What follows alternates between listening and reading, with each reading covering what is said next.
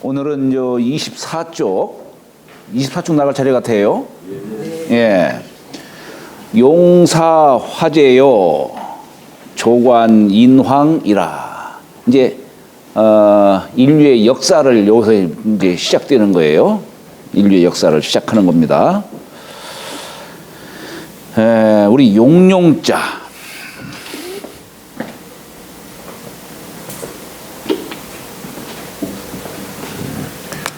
용용자는 설립자의 육달을변을 이렇게 쓰죠. 이게 뭐냐면 육달월이 뭐예요? 사람 신체를 상징하는 거예요.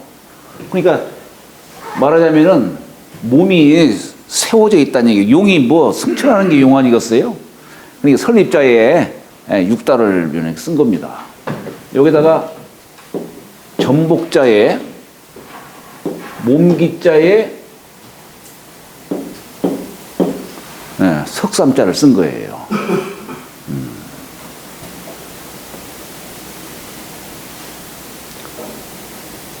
우리가 이 범호자는 이것도 전복자에 여기다가 일곱 칠자를 썼네요. 여기는 그죠? 범호자 여기다 일곱 칠. 그리고 요게 이제 발가락을 뜻하는 사람인 자를 갖다가 여기 썼어요. 아마 이 범이라는 이 짐승이 아마 어진 동물로 부각시킨 모양이에요. 그래서 이 범이라고 해야지 호랑이라고 하면 안 돼요. 랑자가 무슨 랑자예요, 이게? 일이랑자 아니에요? 일이나 늑대 같은 동물로 같이 동류로 이렇게 인식하면은 범이 화가 나요. 화를 내요. 그래서 산군이라고 하죠, 산군. 근데 여기는 일곱 칠자를 썼고, 여기는 석삼자를 썼네요. 왜 그랬을까? 사람 몸에도 위에는 요 일곱 구멍이 있고, 요 아래에 세 구멍이 있어요. 그러니까 여기 삼혼이 여기에서 간직되어 있고 700은 여기에 간직되어 있다 이런 얘기예요. 여기서 출입한다는 얘기예요. 우리가 사람에게는 삼혼이 있다는 말을 해요. 삼혼이 있다. 우리 일반적으로 식물 같은 경우에는 식물은 어때요? 속성이 그저 살기만 이렇게 막 추구하잖아요. 그래서 일혼이 있다고 해요. 식물은 일혼이 있다. 그저 살려고만 하는 거예요. 근데 동물에게는 이혼이 있다고 그래요. 이혼. 이걸 뭐라고 표현하냐면 식물에게는 생혼이 있다 이런 말을 써요. 날생자 그냥 살려고만 하는 겁니다. 그런데 동물은 각혼이 있다는 말을 써요. 각혼, 깨칠 각자. 이게 얘기는 뭐냐면 동물은 살려고만 하는 그것도 있지만 좋아하고 싫어하는 마음도 있다는 얘기예요. 저 사람은 날 좋아해, 저 사람은 날 싫어해. 근데 사람에게는 삼혼이 있다는 말을 써요. 이걸 뭐라고 표현하냐면 그냥 영혼이다. 생혼, 각혼, 영혼 이렇게 표현을 해요. 사람은 그 마음 이외에도 도리를 안다. 이 도리. 저 사람이 나를 싫어해도 내가 이래서는 안 되지. 도리를 생각할 줄 안다는 얘기예요. 사람은. 그래서 영혼이 있다 이런 말을 하는 겁니다. 신령령자를 써가지고 그런 말을 하는 것이죠. 근데 요즘에는 도리를 모르는 사람들이 많아요. 사람답지 않은 사람들이 많아요. 내가 이 사람이라고 하는 것이 뭘 좋아해도 이게 옳지 않으면 그럼 하지 말아야지. 이렇게 도리를 생각하는 게 있어야 되는데 설령 뭐 하기가 싫다 하더라도 이래서는 안 되지. 그렇게 해야 되는데 그렇게 못하는 성향이 있지요. 그건 왜 그럴까? 탐욕 때문에. 탐욕이 너무 지나치다 보니까 그렇다 이런 얘기예요. 사람이 욕심이 없을 수가 없죠. 당연히 욕심이 있어야 되는 것이고. 그런데 인생을 살면서 실수 안 할 사람이 누가 있겠어요? 그렇잖아요? 그래서 그 실수한 거에 대해서도 뉘우칠 줄 아는 마음. 이것도 군자의 덕이에요. 뉘우칠 줄 아는 마음. 성인이야. 우리가 실수하지 않는 사람을 보통 성인으로 숭상을 하지요. 안자 같은 경우는 자기가 실수한 부분에 대해서 금방 깨쳤다는 얘기야. 아이고 그래 내가 잘못했구나. 그래서 안자를 복성공이라고 이게 시호를 올렸어요. 복성공이다. 금방 회복했다 이게 금방. 아이고 그래 잘못했구나. 그러니까 사실 자기 실수한 거에 대해서는 크게 옛날에도 크게 뭐 중요하게 여기질 않았어요. 실수한 거에 대해서 뉘우치느냐 뉘우치지 않느냐 요게 중요했죠. 요게. 조선시대 때도 군자가 갖출 수 있는 4가지 덕목으로 얘기한 게 뭐냐면 예의염치. 예의염치. 예라는 건 뭐냐? 중정하게 행하는 것. 이게 예예요. 그런데 그렇게 못하는 경우도 있죠. 그래도 도리에 맞아야 된다. 의로워야 된다라고 하는 건 의리를 다음에 얘기한 거예요. 근데 그것도 참 하기가 어려워요. 의리에 맞게 하기가 어렵습니다. 그러니까 그 다음에 요구한 게 뭐냐? 또 한 가지 덕목을 말하고 하는 것이 청렴해야 된다. 이걸 말하는 거예요. 이걸. 청렴해야 된다. 청렴하면은 크게 과오가 없거든요. 실수하더라도. 그런데 그것도 안 되면 마지막으로 요구하는 덕목이 뭐냐? 부끄러움을 알아야 된다. 이게 부끄러움을 한다.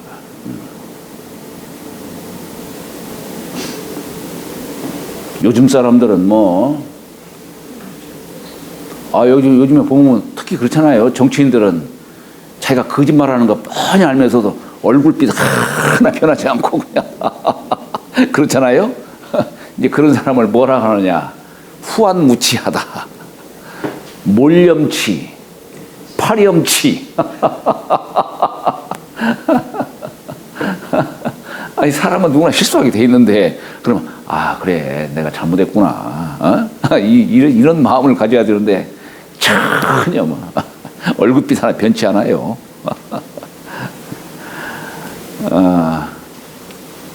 자, 이게 용용자가 바로 그런 거예요. 이게 전복자 아주 신령스러우니까 전복자에다가 몸기자에다가 천지인 삼재를 담은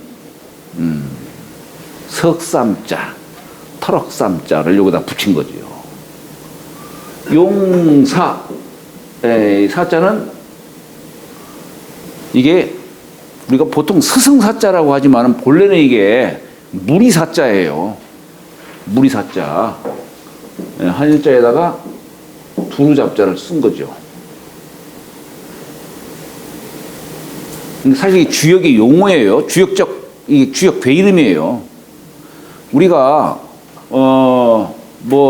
무리를 뜻하는 용어가 뭐냐면 여단, 사단, 바로 그거예요. 옛날에는 백성들을 한 무리라고 이렇게 표현했어요. 무리라고 했어요. 그래서 그 어떤 집단, 무리를 뜻하는 글자인데, 그런데 거기에 이제 무리가 있으면 반드시 통솔하는 사람이 필요하기 때문에 그래서 우리가 군사사, 또 스승사 이렇게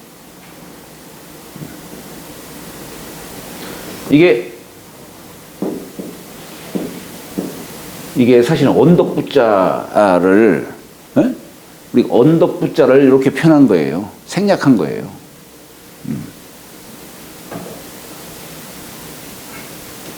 우리가 이게 땅 한가운데에 솟아 있는 곳을 언덕부라고 하는 거예요. 예. 근데 이 솟아 있는 곳이 돌로 뭉쳐가지고 솟아 있는 곳을 산이라고 하는 것이고, 흙으로 뭉쳐서 솟아 있는 곳을 언덕이라고 하는 거예요. 흙으로 이렇게 뭉쳐 있는 곳. 예. 퇴적되어 있는 것이, 퇴적되어 있는 뜻이에요, 이게. 네, 퇴적되어 있는 뜻이에요. 거기에, 여기 한일자에, 여기다가 여기 빼고, 이렇게 쓰면은 이게, 거느릴 솔자죠? 거느릴 솔자예요.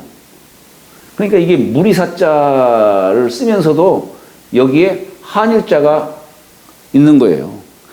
하나의 양이 전체 백성들을 거느리고 있다, 이런 얘기예요. 그래서 이게 무리사자로서의 본래의 뜻을 갖고 있지만, 원수 숫자도 되죠, 이게. 이게 원수 숫자도 돼요, 이게. 원수 숫자. 그러니까 한 사람이 백성들을 거느린다. 이때는 우리 거느린다라고 할 때는 거느릴 솔, 그죠? 예. 원수를 말할 때는 수라고 읽지만은 거느린다라고 할 때는 솔이라고 읽어요. 솔.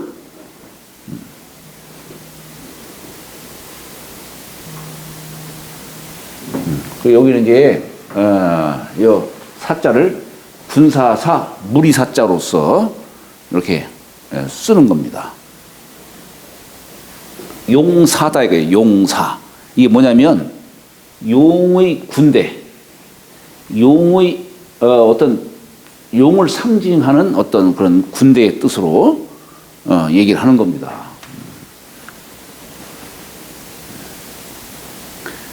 우리 역사적으로 말하면 용의 어떤 성정을 보고서 나라를 다스릴 적에 용의 표지를 하고서 어떤 군대의 어떤 상징성으로 삼은 사람이 누구냐면 보크시라고 하는 분이에요.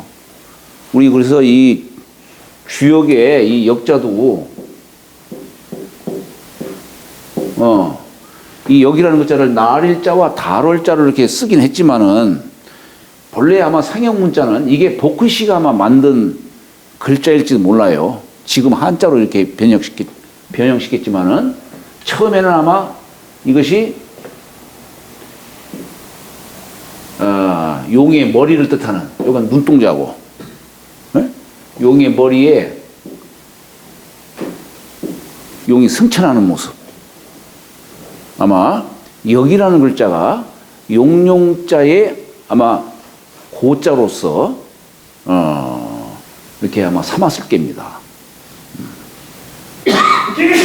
그래서 이 역이라고 하는 글자를 날일자와 달월자의 합성자라고 이렇게 주장한 책이 어떤 책이냐면은 우리 저기 설문해자에도 나오고 또 주역 참동계에서도 이 날일자와 달월자로서 이렇게 해석을 하기도 하고, 아마 설문해자는 이걸 또 뭐라고도 표현하냐면 도마뱀 모양으로 이렇게 얘기도 해요. 설문해자에서는.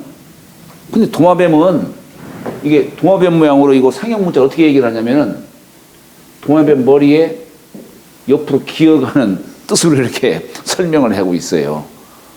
설문해자에서는. 근데 제가 그린 것은 도마뱀 모양이 아니라 용이 승천하는 모습. 이게 역의 본자다, 고자다라고 이렇게 얘기를 합니다.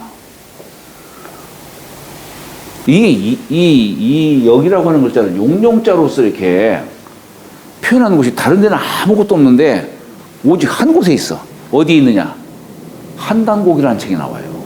난 그래서 참, 야, 어떻게, 뭐 혹자는 뭐 한단곡이 책을 갖다가 무슨 뭐 무이서다, 거짓으로 쓰여진 책이다, 막 이렇게 주장도 하지만은 거기에 내용을 보면 참 기맥힌 얘기들이 참 많아요. 그래서 이 한당라고 하는 책도 그냥 이게 써놓은 책이 아니로구나. 어떤 근거가 있는 책이로구나. 역사성이 있고 진실을 담은 책이로구나. 라는 그런 생각이 들어가요.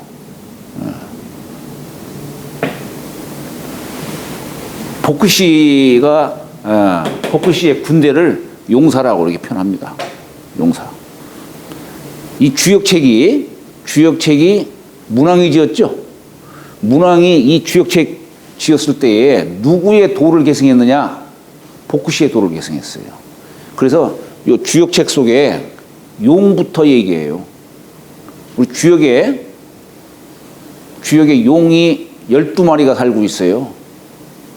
건꾀에 6용이 있고 곤꾀에 6용이 있어요. 12마리 용 갖고 얘기해요.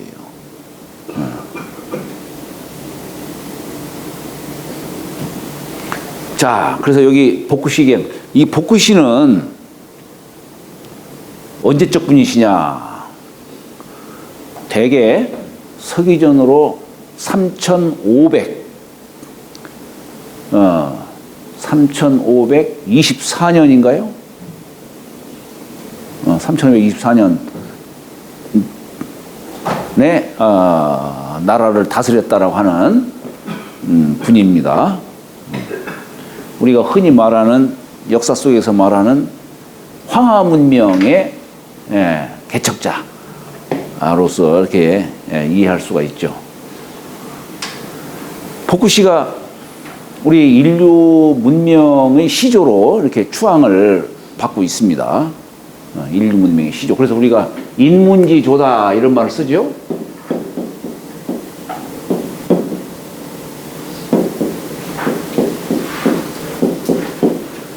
인문지조다 이런 말 써요. 인문의 시조다 이게요. 우리 주역의 어떤 근원으로서 우리 8괴를 얘기하죠. 우리 한 권의 주역책이 8괴에서 다 나와요. 이 8괴를 확실히 알아야 돼요.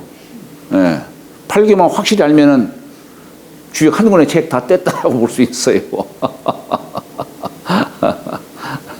우리 8괴에는 복귀 8괴가 있고 문왕 8괴가 있어요. 8괴에는 이 두 가지를 아셔야 돼요. 두 가지.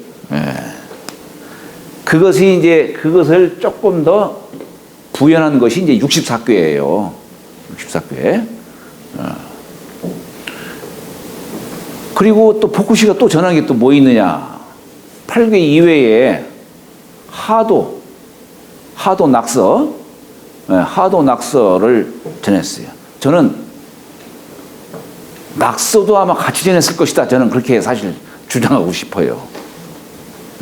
대개 사람들은 하도와 낙서를 이제 나중에 주역 공부하시면 이해가 되시겠지만은 하도는 보크시 때에 나왔다고 하죠.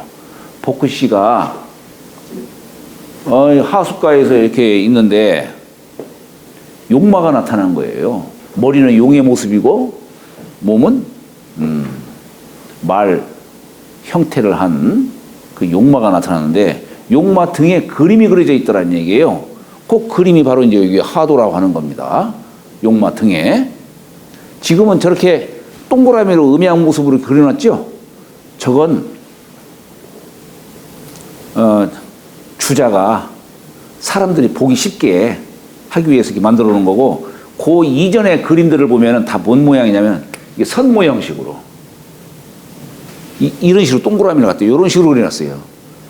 말 등이 우리처럼 맨 살이 아니고 털일 거 아니에요. 그렇잖아요. 털 위에 이런 문양들이 여기 새겨져 있다라 해가지고, 왜 우리 그 소 이게 핥았다고 해가지고 왜 가마 모습 있잖아요. 우리 가마 모습, 그런 모습이에요. 그런 모습. 그런 모습으로 거기에 그런 문양이 그려져 있더라 이런 얘기예요. 그것이 수가 1에서부터 10까지로 좀 돼 있어요. 하도가. 낙서는 하나라의 시조인 우임금, 하나라를 세운 우임금. 우임금이 낙수라고 하는 곳에서 낙양성 그 옆에 흐르는 낙수가 있어요. 낙수라고 하는 곳에서 거기에서 영구를 얻었다. 이게 영구. 우리 신령령자 거북구자 영구를 얻었다는 얘기예요. 우리 적어도 영구라고 하면은 10,000년 정도 된 거북이를 말하는 겁니다. 10,000년 정도. 예? 영구 거북이가 1,000년 정도 되면은 수염이 난대요.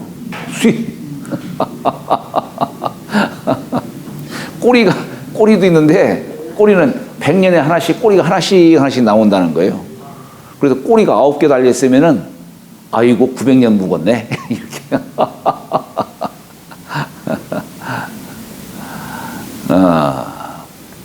이 거북이는 감리의 정기를 받았다라고 하죠. 감리.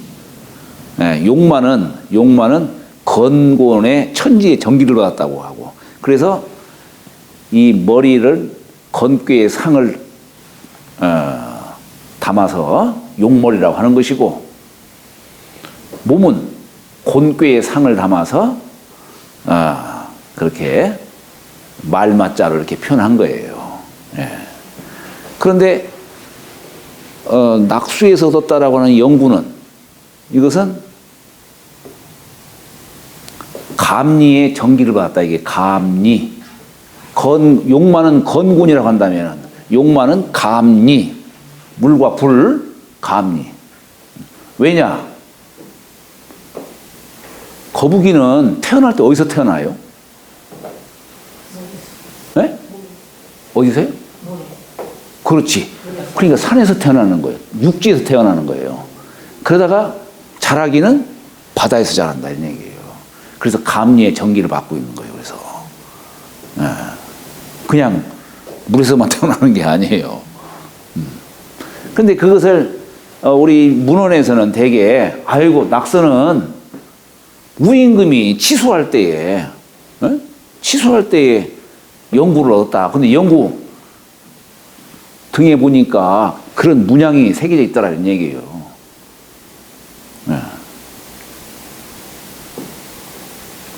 사실은 배껍질이 아니라 아마 등껍질이 아니라 배껍질일 거예요 아마. 이 거북이는 인맥이 발달돼 가지고 이 배껍질을 약재로 쓰지 등껍질을 약재로 쓰질 않아요. 등껍질은 동맥이 흐르는 곳이고 배가 인맥이 흐르는 곳이잖아요. 그런데 되게 문헌에서 그렇게 나오는데 제가 볼 때에는 아마 하도와 낙서는 동시대에 나왔을 것이다 라는 그런 생각이 들어가요. 제가 생각할 때는 물론 꼭 저만 그 생각한 게 아니고 몇몇 학자들이 그런 이의를 제기한 분도 많아요. 많다라는 표현보다도 그런 분들이 있어요. 근데 제가 생각할 때도 이것은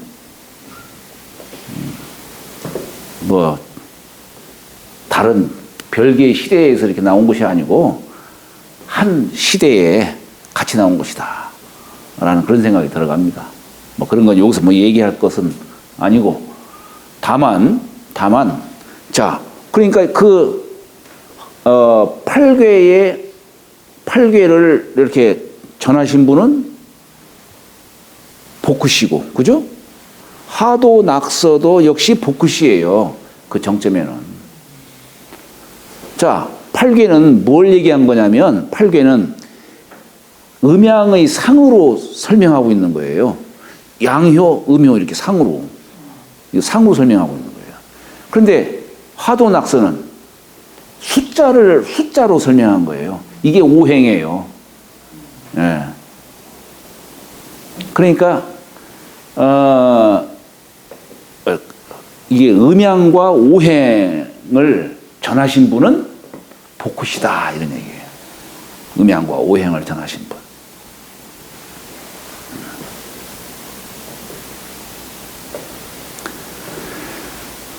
그 다음에 여기 이제 화재라고 했어요. 화재. 화재는 이 불화자지요. 불화자. 제자는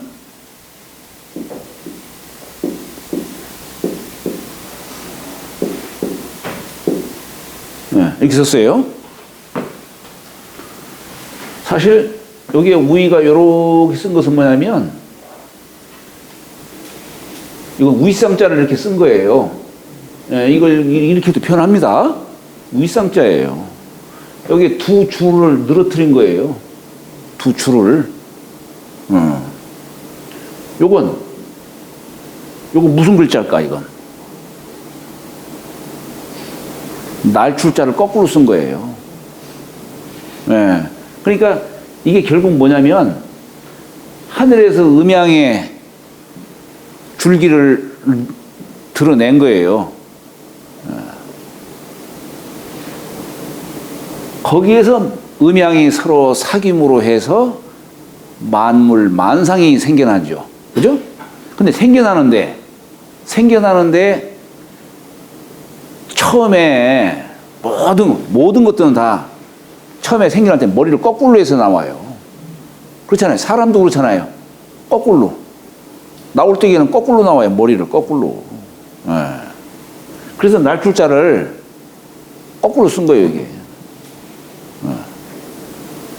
그러니까 이게 뭐냐. 만물의 어떤 시초, 근원으로서 상제를 얘기하는 거예요. 상제를. 말하자면 하느님의 이 모든 만물들은 하느님의 자식이다. 이렇게 얘기를 하는 거예요. 저 하늘을 우리는 의인화해서 신격화해서 상제다라고 얘기를 하는 겁니다. 그래서 복휘팔괘는 대개 하늘로 얘기해요. 하늘로. 천도를 상징하기 때문에 하늘의 본체로서 하늘로 얘기하는데 문왕팔괘는 인사의 도를 주장하기 때문에 문왕팔괘에서는 상제라는 용어를 써요. 그래서 여기 제자가 바로 그거예요. 내 몸의 시조는 나의 시조는 우리 예를 들어 연안리가의 어떤 시조로서 이렇게 보통 얘기를 하지만은 만물의 시조를 상제로 보는 거예요. 만물의 시조를. 그래서 우리가 보통 옛날에는 시조 제사를 언제 지냈냐면은 동짓달 지냈어요. 동짓달.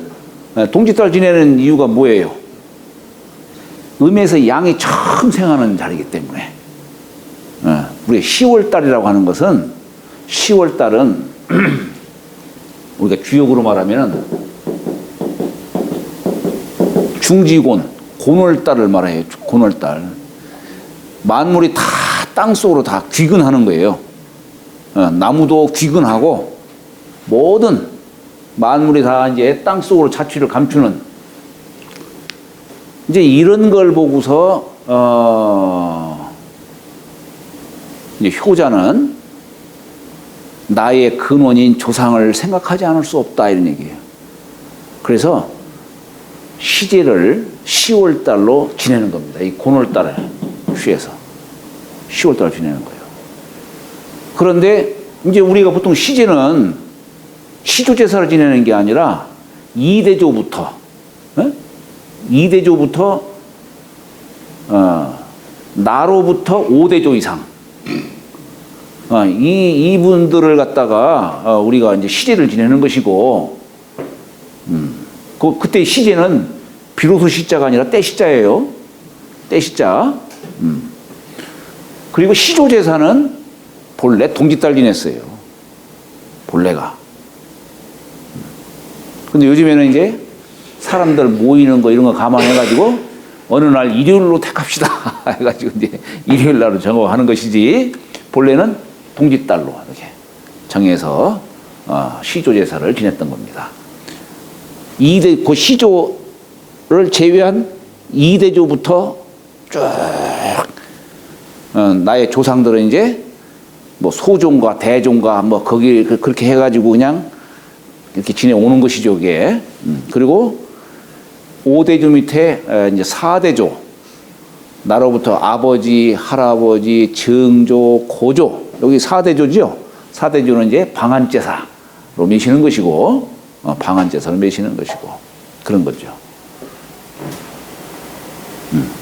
자, 여기 용사는 복희씨를 말한 것이고, 화제는 신롱씨를 뜻해요. 신롱씨.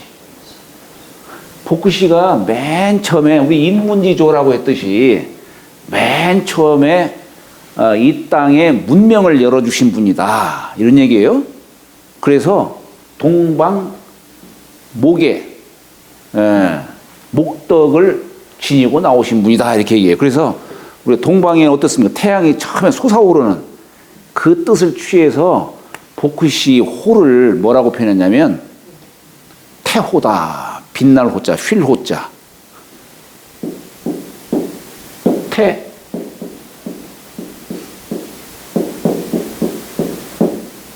이게 언덕고자인데 휠호라고도 읽어요. 호. 예. 태양이 밝게 이렇게 나왔다는 뜻으로 휠호자라고 씁니다. 그래서 태호 복희시다 이런 표현을 써요. 이 복희시가 아까 제가 말씀드린 대로 서기전 3524년인가요? 네. 그때에 나와서 이제 세상을 다스렸죠. 그래가지고 복희시의 역사가 대략 한 300년 역사가 이렇게 이어져 와요.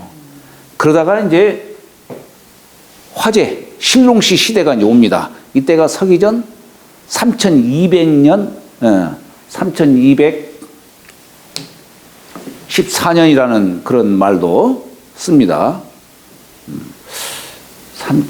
복희씨가 3528년인가요? 24년, 28년인지 기억이 잘 안 나는데, 28년 같고,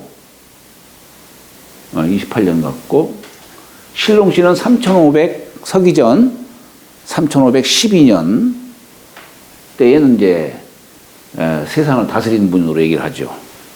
그런데 이 화제는 이제 불의 덕으로서 세상을 다스렸다는 얘기예요. 그래서 복희씨는 태호라는 이 호를 붙였지만은 화제는 염제, 불꽃 염자 써가지고 염제라고 해요. 염제 신롱씨다 이런 표현을 써요. 이제 신롱씨 때에는 이때는 이제 유목사, 이제 복희씨 때에는 짐승을 포획하고 이렇게 했으니까 그래서 복희라고 한 거예요. 희생을 복종시켰다는 얘기예요. 아마 그때 복희씨 당시에는 유목 사회였겠죠. 짐승을 사냥하고 거처하는 곳을 이동하고 이렇게 유목 사회였을 텐데 이제 이동 사회에서 이렇게 정착 사회로 이렇게 오게 된 것이 뭐 때문이겠어요? 곡식, 오곡. 이제 예를 벼 같은 거 심으면 거기 정착을 했다는 뜻 아니겠어요, 이게? 아마 여기 이 염제로 인해서 이제 정착 사회가 아마 이루어졌을지 모르죠. 그래서 농사를 처음 가르치신 분이다라고 해가지고 신롱씨라고 하는 거예요. 신롱씨, 신령한 신자, 귀신 신자에 농사농자 써가지고 염제 신롱씨다.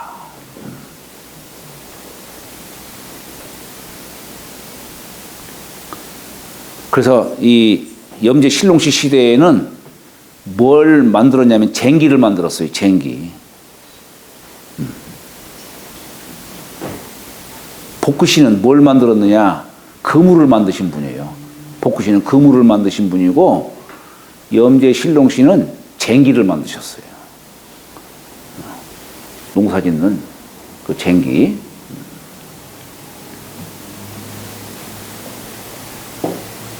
그리고 우리가 뭐 이제 보통 보면은 의학의 시조자다, 창시자다 해가지고 왜 신롱 본초경이니 뭐냐 뭐 그런 본초 강목 있죠? 신롱씨로부터 시조를 삼아요. 온갖 약초를 다 맛봤다 이거예요, 신롱씨가.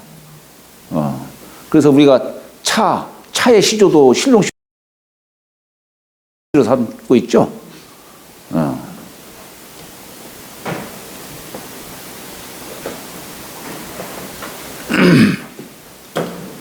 그 다음에 이 조는 세조자가 이렇게 써요. 조는 여기 점 하나 딱 찍은 것은 뭐냐? 새 벼슬을 이렇게 그려놓은 거예요. 여기에다가 여기 까마귀 우자는 이렇게 써요.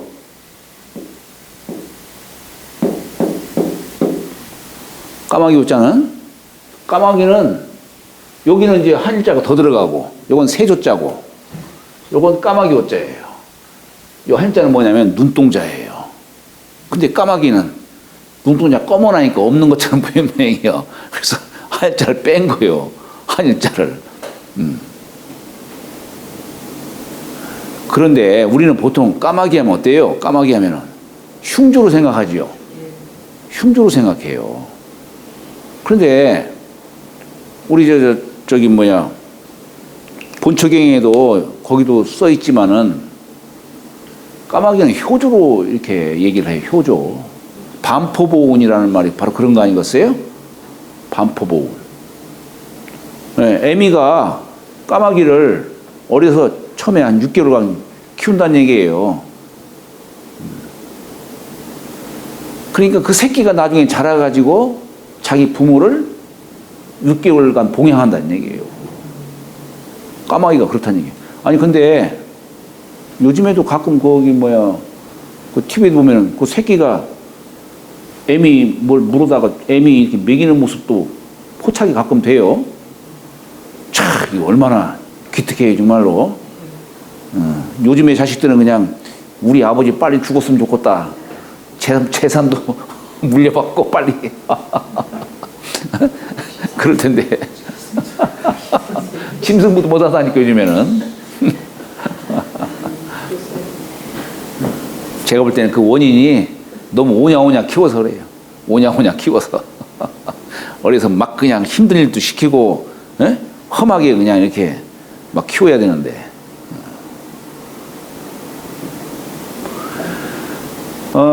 왜 그래서 가끔 왜 이 한문에 보면 오호라 이런 말 쓰죠. 오호라. 그때 오자를 어떻게 쓰냐? 까마귀 오자 써요. 왜 그러겠어요? 오호라.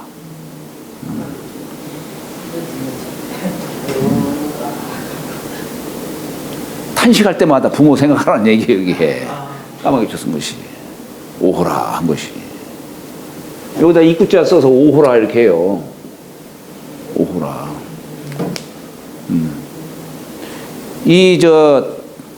우리가 부모가 돌아가시면은 자식이 곡을 하는데 자식이 곡할 때는 아이고 아이고 해요. 아이고 아이고 이렇게 하는데 부모가 아닌 이제 다른 사람에 대해서 곡할 때에는 어휘 어휘 이렇게 해요. 사실은 어휘가 오호라를 갖다 이렇게 느린 거예요. 아이고 아이고 하는 것은 슬프레자의 울곡자. 애곡을 갖다가 이건 늘려가지고 아이고 아이고 이렇게 하는 거고 그건 이제 더 슬픔을 드러내는 것이죠. 거기에 이제 조금 한치 걸러서 다른 사람들이 문상할 때는 그때 아이고 아이고 하면 안 되고 그때는 이제 어휘 어휘 이렇게 하는 거예요. 근데 그것이 사실은 한문에서 이게 오를 갖다가 그냥 늘려가지고 어휘 어휘 이렇게 하는 거예요. 오호라 같은 탄식사예요. 탄식사. 근데 그 탄식사를 갖다가 까마귀 오자 쓴 것이 바로 까마귀는 효조기 때문에 그런 탄식하는 글자에서도 역시 까마귀 호자를 써가지고 그런 정을 드러내게 한 겁니다. 요즘에는 곡하는 사람도 없죠? 그죠? 곡하는 사람도 없어요. 오히려 가서 곡하면 더 이상해 그냥. 그러니까 참 돌아가신 분만 참 억울한 거예요. 돌아가신 분만 억울한 거예요. 이게 다 그냥 상조회에 다 맡겨버리니까 그냥. 그러니까 슬퍼하는 마음 가질 것도 겨를도 없고 그런 분위기도 그냥 내지도 않고. 그렇죠. 예? 옛날보다 장수하시니까요. 예. 슬픈데 이제 너무 오랫동안 효자들이 부모님한테 효도하다가 예. 이렇게 보내드리니까. 그래서 즐거운가요? 아니,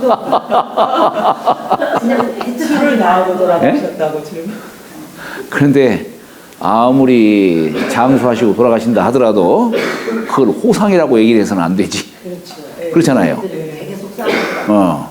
호상이시 뛰어버리면 속상. 다른 사람이 말할 때에는 위로하는 차원에서 호상이니까 너무 슬퍼하지 말라 이렇게 얘기하는 건 그건 또 이해가 돼요. 근데 상주 입장에서 호상이라고 얘기를 하면 안 되는 것이지 그건. 그렇잖아요. 상주. 들어도 속상하더라. 네? 아무리 연세가 드셔서 돌아가셔도 네. 호상이 그럼. 이렇게 하면 속상하더라. 그렇죠. 그러니까 하여튼 상주 입장에서 그 얘기가 나와서는 안 되는 것이지 그게. 근데 요즘 가만히 보면은 상주 입장에서 그런 얘기 하는 사람들 많아요. 그러니까 이게 뭘 몰라서 그러는 거예요. 몰라서. 그저 저는 죄인입니다. 이렇게 해야 되는 것이지. 예? 죄인입니다. 제 어머님이 돌아가시던 날 꿈에 누가 나타나서 갑자기 제 머리를 막 깎는 거예요. 꿈에. 깜짝 놀라가지고 깨어났어요. 그 머리 깎이는 게 뭐겠어요, 이게? 옛날에 죄를 지으면 머리 깎였잖아요. 네? 우리 주역에서 말이에요. 하늘천자, 이게 하늘천자지만은 이 천자를 천형이라는 뜻도 써요. 왜냐?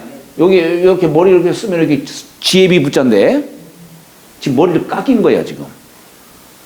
머리 깎인 거예요. 이 하늘천자를 천형이라는 뜻도 써요. 하늘의 죄를 졌다는 얘기예요. 형벌을 당했다는 얘기예요. 그러니까 깜짝 놀라 제가 꿈에서 깨어난 거예요.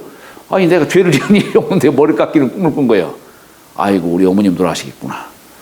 그래가지고 제가 그때 당시에 이제 은행을 다녔었는데 은행에 얘기해가지고 휴가를 내고서 가서 다행히 임종은 제가 봤어요. 임종. 그래도 네? 그게 애지몽이었나요? 네? 애지몽. 물론 뭐 그렇다고 볼 수 있겠죠. 네. 그래도 평소에 잘못 매셨다. 내가 부르자식이라는 그런 죄책감 때문에 그 평생 지금도 식구할 때에는 어머님이 참 영세 극락하시기를 늘 기원을 합니다. 지금도 그래요. 네. 잘못 매셨다라고 하는 그런 죄책감 때문에. 일찍 돌아가신 거네요. 네? 그렇죠. 그때 뭐 제가 한 40대 정도니까. 아버님은 제가 2살 때 돌아가셨고. 네? 그러니까 더 그렇죠. 그렇죠. 그럼 할아버지하고 이렇게 할아버지도 보신 거예요? 못 봤어요. 꿈에서 하나 뵙고. 야산 선생은 58년도에 돌아가셨고 저는 60년에 태어났습니다. 그리고 2살 때 또 아버님이 그렇죠, 그렇죠.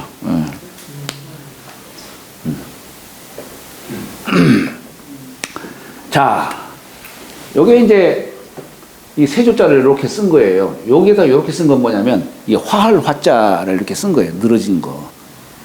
이 화할 화자. 이걸 이렇게 늘어지게 했다는 얘기예요. 요거 이제 새 꼬리고 꼬리예요. 관자는 이렇게 쓰죠. 관자. 진면자에다가 이렇게 쓴 건 뭐냐면 이게 아까 언덕부자 비슷하게 썼죠. 예, 그러니까 물건을 쌓아둔 곳이에요. 예, 창고와 같은 개념이지. 우리가 이 정부할 때 부자가 이게 관자도 이렇게 쓰지만은 부자도 보면은 이렇게 쓰죠. 예? 이게 곧집부예요. 곧집부. 곧집이라는 게 뭐냐면 창고를 이렇게 쓴 거예요. 창고할 때 쓰는 곧자는 이게 뭡니까? 이렇게 쓰죠. 자, 이건 뭐냐면 여러 가지 이제 문서라든가 뭐 이런 등등 여러 가지를 갖다가 보관하고 있는 곳이 요거고, 요건 물건 보관하는 거예요. 물건 보관하는 뜻이고, 요건 수레. 수레 이외에 여러 가지 이제 기구 같은 것들 이런 걸 보관하는 곳이 이게 고예요. 이게 고자고, 요 부자는 어떤 문서 같은 거 이런 거 보관하는 그런 뜻으로 옛날 썼던 거죠. 우리가 창고할 때 창자는 이렇게 쓰죠. 요건 이제 곡물류. 이건 곡물류 같은 거 보관하는 거. 이런 뜻으로 쓰는 거예요.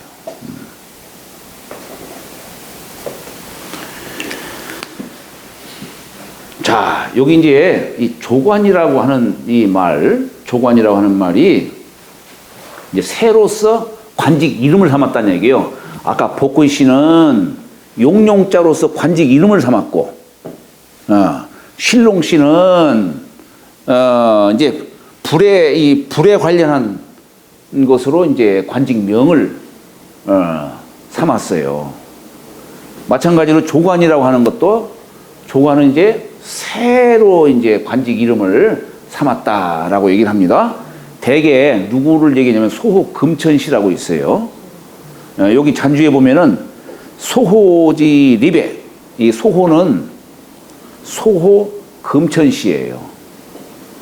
황제의 후손으로서 보통 얘기를 합니다만은 소호지립의 봉조지라 봉황새가 이르렀다 이런 얘기예요.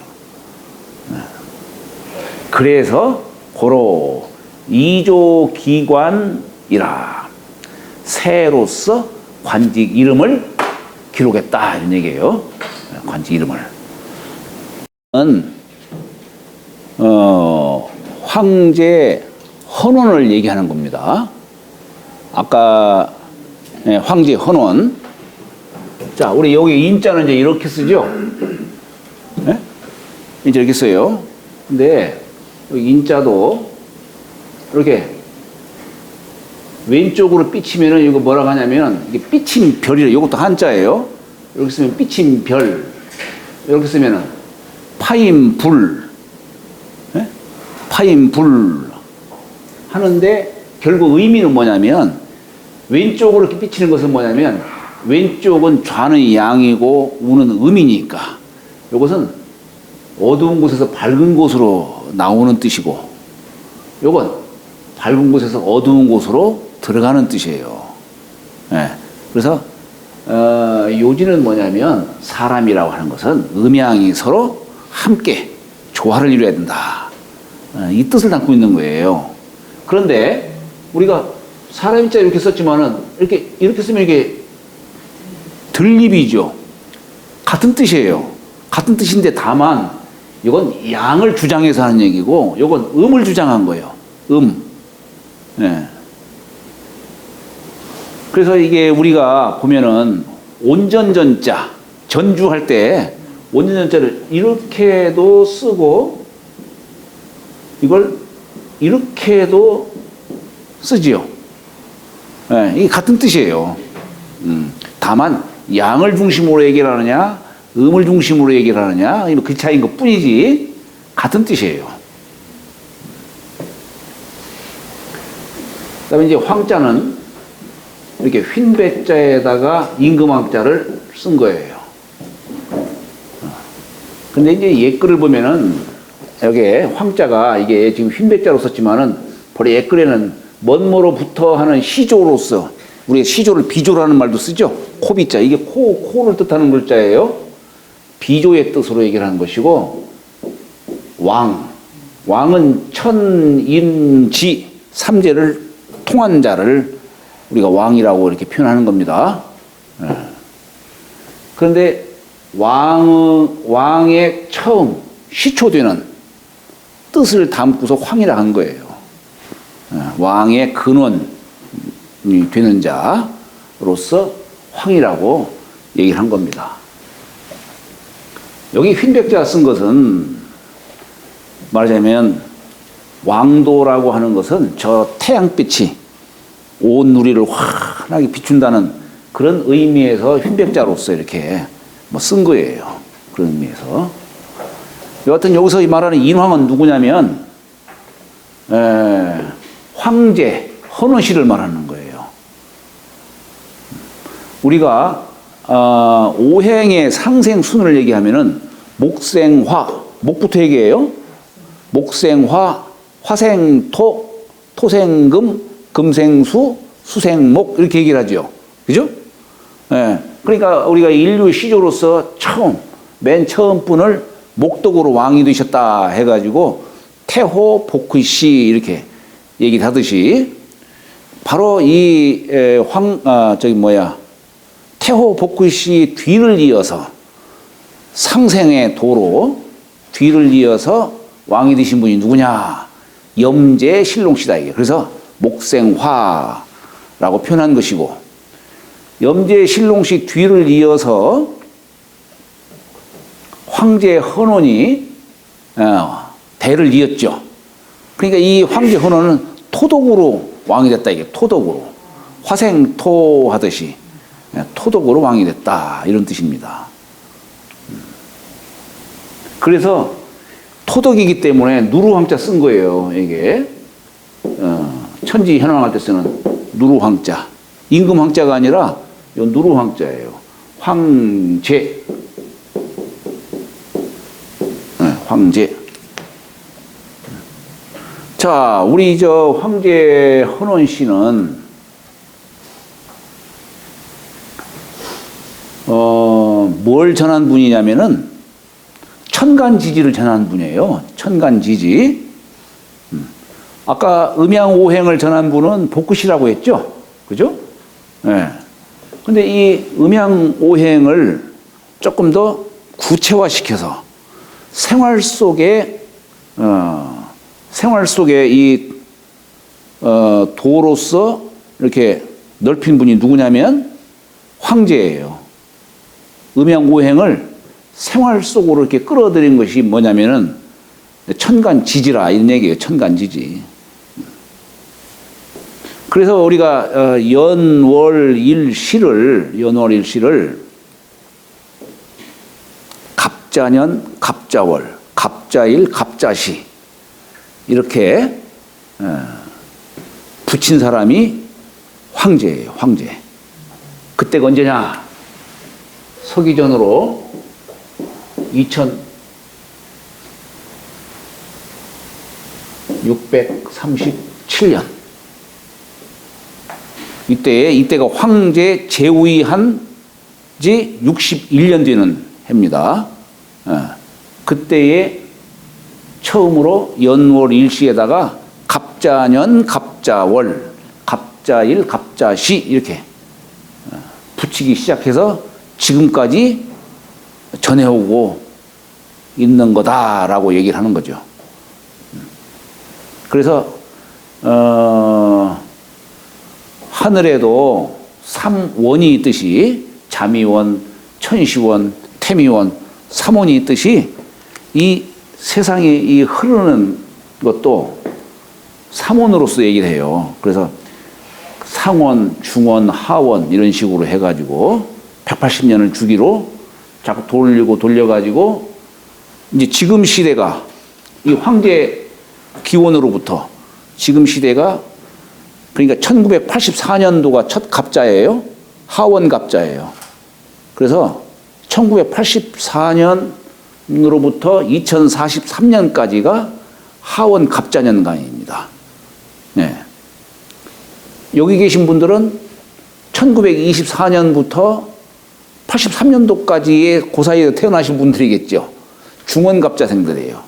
여기 계신 분들은 중원갑자생이고 84년 이후부터는 하원갑자생으로 보통 얘기를 하죠.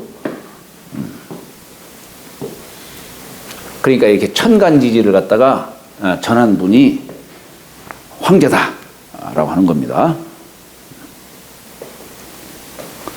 그런데 여기 순서가 용사 화제요 조관 인황이다.